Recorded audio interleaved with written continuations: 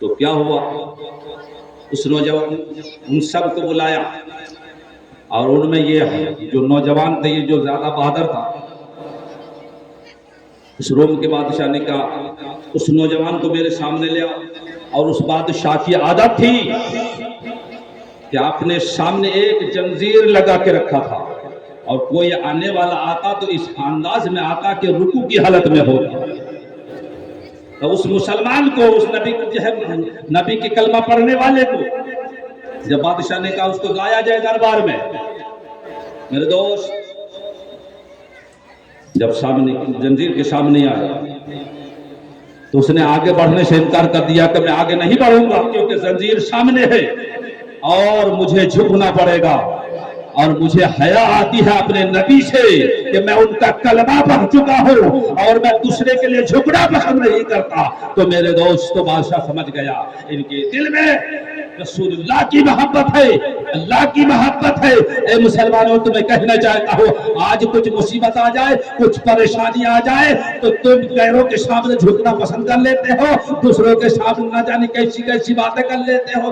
آج ہمارے معاشرے میں چند پیسے کے لیے، تھوڑی سی عزت کے لیے نہ جانے کیسے کیسے غلط نعرے لگا دیا جاتا ہے کہ اس سے اسلام خطرے میں پڑ جائے، کوئی پرواہ نہیں۔ اس لیے مسلمانوں دیکھو، وہ مسلمان آج بادشاہ روم کے سامنے ہے، جان کو خطرہ ہے، جسم کو خطرہ ہے، جان جانے کو ہے، مگر وہ بادشاہ وہ جب مسلمان جھکنے کو تیار نہیں کہا، میں اپنے نبی سے حیا محسوس کرتا ہوں، میں تیرے سامنے جھکوں گا نہیں، پہلے زنجیر ہٹائی جائے تب مجھے سامنے لایا جائے۔ مسلمان میں کہنا چاہتا ہوں جس کے دل میں ایمان ہوتا ہے، جس کے دل میں عشق نبی ہوتا ہے، وہ کہیں ہو جھکے گا نہیں بلکہ اٹھے گا۔ تو میرے دوستوں میں کہنا چاہتا ہوں وہ بادشاہ نے حکم دیا زنجیر ہٹا دیا جائے۔ اے مسلمانوں، آج تم بھی اگر اتحاد ہو جاؤ گے، نبی کی محبت تمہارے دل میں ہوگی تو زمانہ تمہاری قدموں میں، زمانہ تمہارے قدموں میں ہوگا۔ مگر ہم کیا ہو گیا، آج کو کیا ہو گیا ہے کہ ہم نے نبی کی محبت کو دل سے نکال دیا ہے، نماز کی محبت کو دل سے نکال دیا ہے، اللہ کا خوف دل سے نکال دیا ہے۔ جب اگر ان کو بسا لیتے نا تو انشاءاللہ آج آپ بھی بے خوف رہا کرتے۔ تو کیا ہوا، بادشاہ نے کہا زنجیر ہٹا دی جائے۔ میرے دوستو اس کے بعد کیا ہوا، پھر بادشاہ نے کہا سنو، میں تمہیں حکومت دے دوں گا، میرے مرنے کے بعد تمہیں سلطنت دے دوں گا، مگر دین اپنا بدل لو۔ میرے دوستو میں کہنا چاہتا ہوں اس مسلمان نے کہا نہیں نہیں، تم دین بدلنے کی بات کرتے ہو، مجھے اسلام سے الگ ہونے کی بات کرتے ہو، مجھ سے نبی کی محبت سے مجھ سے چھیٹا جاتے ہو۔ نہیں، اگر ایک دن یعنی پوری دنیا میں سونا بھر دیا جائے، جواہرات بھر دی جائے، صرف اشہد ان لا الہ الا اللہ اور اشہد ان محمد رسول اللہ، اگر اس کلمے کو صرف مجھے سننا بند کر دیا جائے تو میں یہ گوارا نہیں کروں گا، ساری دولت کو ٹھکرا دوں گا، بلکہ میں اسے اپنانا چاہوں گا۔ تو میرے دوستوں میں کہنا چاہتا ہوں یہ پکے سچے مسلمانوں کا کام ہوتا ہے۔ اے مسلمانوں، میں تمہیں کہنا چاہتا ہوں اپنے ربی کی محبت تمہارے دل میں ہے تو برائیوں کو چھوڑو اور اپنے رب کو راضی کرنے کے لیے تیار ہو جاؤ۔ تو میرے دوستو وہ نوجوان ہے، پھر اس کے بعد بادشاہ نے کہا اس کے دل میں نبی کی محبت جاگزی ہو چکی ہے، ان کا ایسا کام کرو کہ ایک برتن میں پانی گرم کیا جائے، اتنا گرم کیا جائے کہ پانی کھولنے لگے۔ تو میرے دوستو اس کے بعد پانی گرم کیا گیا اور اس نوجوان سے کہا یہ کام کرو، اسے میں ڈبکی لگا لو۔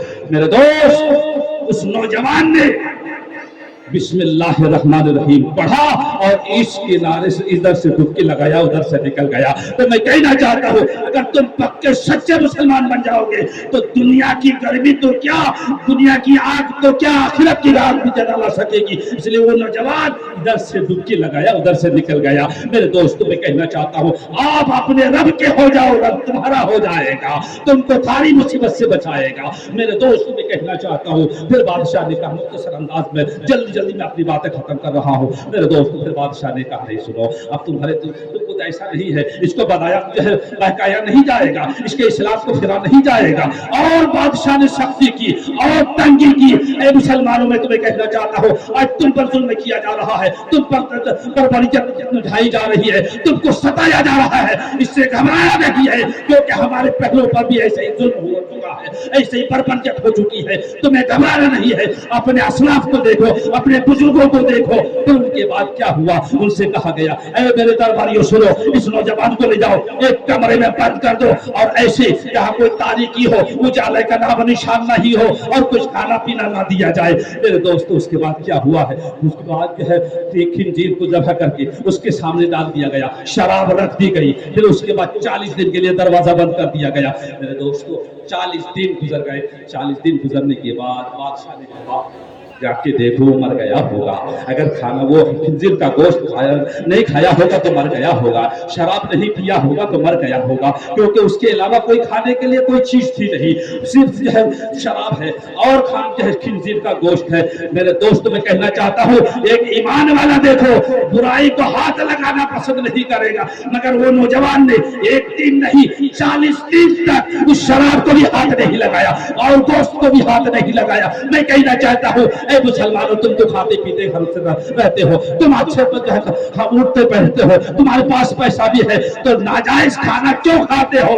तुम हलाल खाना खाया करो, इसलिए कि वो देखो जान जाने को है, जान निकलने वाली है, मगर उसने शराब को हाथ नहीं लगाया, खिंजीर को हाथ नहीं लगाया और हमें ये पैगाम दिया, ऐ मुसलमानों तुम्हारी ज़बान भी पाक है, तुम्हारा दिल भी पाक है, इसलिए कि उसी दिल से तुम अल्लाह का भी याद करते हो, उसी ज़बान से अपने रसूल को भी याद करते हो। अल्लाह ने तुम्हारी ज़बान को भी पाक रखा है, तुम्हारे दिल को भी पाक रखा है, तो उसे गंदी चीजों से नफाक मत किया करो। मेरे दोस्त फिर उस नौजवान को जब 40 दिन के बाद देखा ये बड़ी सही सलामत है, कुछ इसे हुआ भी नहीं है, मरा भी नहीं है। मेरे दोस्त कहना चाहता हूँ, जो नबी का दीवाना होता है, नबी से मोहब्बत करता है, वो ना यहाँ मरता है ना जमीन के नीचे हो तब भी नहीं मरता है, यहाँ भी जिंदा रहता है, वहाँ भी जिंदा रहता है।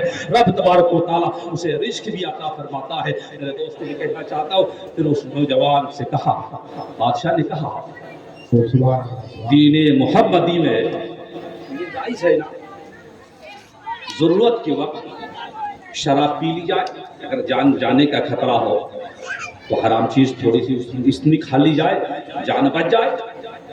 उस नौजवान का जवाब सुनो। उस नौजवान ने कहा मैं इसलिए नहीं खाया, अगर खा लेता तो तुम भी खुश होते, तुम्हारे दरबारी भी खुश होते, और मैं नहीं चाहता जो मेरे नबी का दुश्मन हो, जो मेरे रब का दुश्मन हो, उसको खुशी मिले, इसलिए मैंने अपने ऊपर बोझ ले लिया, मगर दुश्मन को खुश होना पसंद नहीं किया। मालूम ये हुआ ऐ मुसलमानों, ये शैतानी काम है लोगों को खुश करना, अपने रब को खुश करना। फिर उसके बाद बादशाह ने कहा एक काम करो कि मुझे सजदा कर लो, ये तो खाओ मुसलमान, ये तो और भारी काम है, क्योंकि हमारी शरीयत में तो अपने रब के अलावा दूसरे को करना जायज़ ही नहीं है, तो ये तो मैं कर नहीं सकता।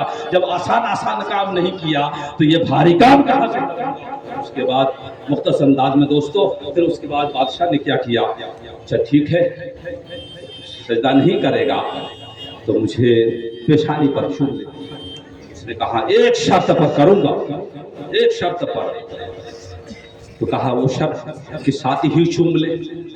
उस मुसलमान ने अपनी आस्तीन को उसकी पेशानी पर रखा और नीयत दिल में यह कि परवरदिगार तेरी मोहब्बत भी दिल में है, तेरे रसूल की भी मोहब्बत है, मैं इसकी पेशानी को नहीं चूम रहा हूँ, मैं अपनी आस्तीन को चूम रहा हूँ। मुसलमानों मैं तुम्हें कहना चाहता हूँ, एक मुसलमान जो अपने नबी से मोहब्बत करता है इतनी बात भी गवारा नहीं करता कि उस किसी काफिर की पेशानी को चूम लिया जाए। उसने अपनी आस्तीन को चूमना पसंद किया, उसकी जो है इसको पसंद नहीं किया कि उसकी पेशानी को चूमा जाए। मेरे दोस्त बादशाह ने ऑफर दिया था तेरे को भी छोड़ दूंगा, तेरी सारे दोस्तों को भी छोड़ दूंगा, मगर कहा नहीं नहीं मैं मुसलमान हूँ, मैं ईमान वाला हूँ, चाहे जान खतरे में पड़ जाए ईमान खतरे में नहीं आना चाहिए। अपने ईमान को बचाया है, जान जाने की परवाह नहीं। दोस्त उसके बाद उस मुसलमानों को छोड़ दिया गया तो मालूम यह हुआ कि दुनिया में मुसलमानों को झुकाने वाला कोई नहीं है,